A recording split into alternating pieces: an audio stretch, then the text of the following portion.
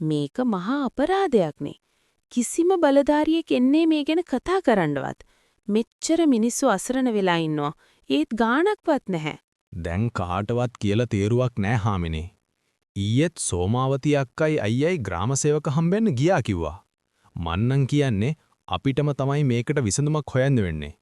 හාමිනේ අඳමන් ගම වටේ ඇවිද්දා. හැම ගේකම එකම දුක. මොනවද මහත්තයෝ? අනිත් අයත් අපි වගේද?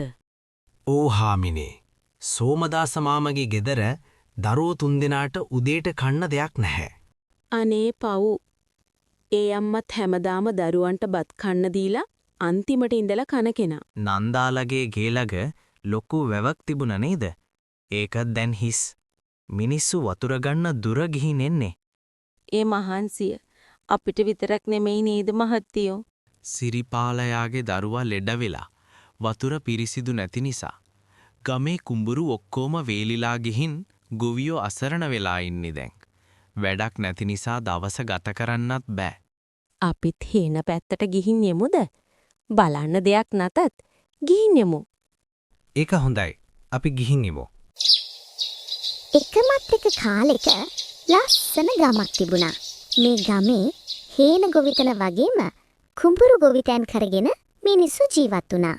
ඒත් කාලය ගෙවිලා යද්දී ගමට නියගයක් ආවා.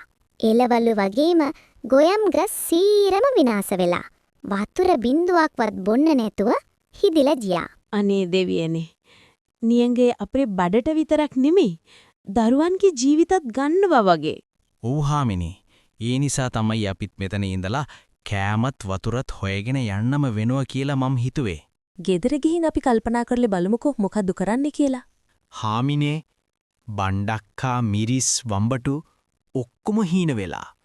මං මේ වත්තට දරුවෝ වගේ ආදරේ. ඔයා කොච්චර මහන්සි වුණත් නියංගයේ ඉස්සරහ අපි අසරණයි මහත්තයෝ. මහත්තයෝ මෙහෙම ඉඳලා හරියන්නේ නැහැ. කෑමත් නැහැ, වතුරත් නැහැ. අපි වෙන ගමකට යමු. එක ඇත්ත එහා ගමට කදදරයක් නෑනේ. ඒ ගමේ මිනිස්සු හොඳයි. වතුර අපි ඉල්ලුවොත් ටිකක් උදව් කරයි නේද? අපිට වතුර ටිකක් දුන්නොත් ගමේ අනිත් අයටත් ඒක ලොකු දෙයක්. මං ගමේ මහත්තයෙක් එක්ක කතා කරලා වතුර බදුන් දෙක තුනක් ඉල්ලලා බලන්නම්. අපි වෙන ගමේ අය උනාට දුක දැනෙනවා නම් උදව් කරන හිතක් තියෙයි. මහත්තයෝ අපිට උදව් කරයි කියලා මගේ හිත කියනවා. හාමිනේ යමු සුනංගු වෙනවා. ඉර අවුව වැතුනොත් මහන්සිය වැඩි. ඉර මුදුන් වෙන්දේ කලින් එහා ගමට ගියොත් හරි. ඉතින් මුළු ගමටම මේ වෙලා තියෙන විනාශය නිසා ගමරාලයි හාමිනේ තනියම වතුර හොයන්න එන්න පිටත් වෙනවා. කදු පන්ති වලින් වට වුණ, සරුසාර ගස් කොළන් වලින් වට වුණ ලස්සන ගමකට ගමරාලයි හාමිනේ ගියා.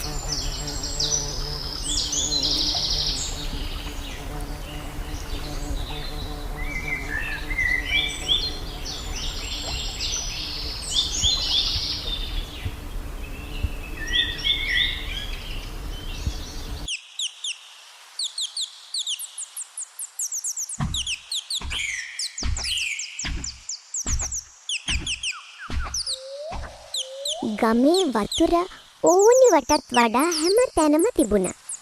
ගමරාලයි හාමිනේ වතුරත් අරගෙන ළඟ තිබුණ අඹ ගහකින් අබත් කකා ගෙදර ආවා. මහත්තයෝ ගම බලන්න මිනිස්සු වතුර ගේනකම් බලාගෙන ඉන්නවා. ඔව් හාමිනේ. අපි ගෙනා වතුර අපිට විතරක් නෙවෙයි ගමටම තියෙන්න ඕනේ. ගමරාලයි හාමිනේ මහන්සියටම හොදට නිදාගත්තා.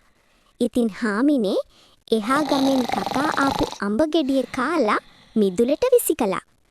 ටික දවසක් යද්දී අඹ ඇටේ එකපාරටම පැලවෙලා ගහක් හැදුනා. එකපාරටම අඹ වෙනුවට දියමන්ති පිරিলা හැදුනා. හාමිනේ මේ බලන්නකෝ හීනයක්ද මේ? හාමිනේ ඉක්මනට එන්නකෝ. මොකද අනේ බෙරිහන් දෙන්නේ මහන්සියට ටිකක් ඇලවුණ විතරයි. ඇයි මොකද වෙලා තින්නේ? මේ පේනවද මගේ යහා පැත්තේ මොනවද තියෙන්නේ කියලා? දෙවියනි, දියමන්ති, දෙයියෝ අපි හැමෝම දියා බලලා මහත්තයෝ. මේ දියමන්ති අපිට විතරක් ලැබුණ දියක් නෙමෙයි. ඕ හාමිනේ අපි කොච්චර දුක් විඳලාද? ඒ දුක අනිත් අයටත් තියෙනවා කියලා අපි හොඳටම දන්නවා. අපි මේවා විකුණලා මුලින්ම ගමට වතුරගමු. වැව් හදමු. ලිං ගැඹුරු කරමු. මේ අමාරු කාලේ අපි තණ්හා වෙලා මේ සේරම අපේ කරගෙන අයිති කරගන්න නරකයි. දෙවියෝ දීපු තෑග්ගක් මේකේ. අපිට විතරක් නෙවෙයි මේ මුළු ගමටම. අපි හැමෝටම ඇති වෙන්න වතුර ගමු.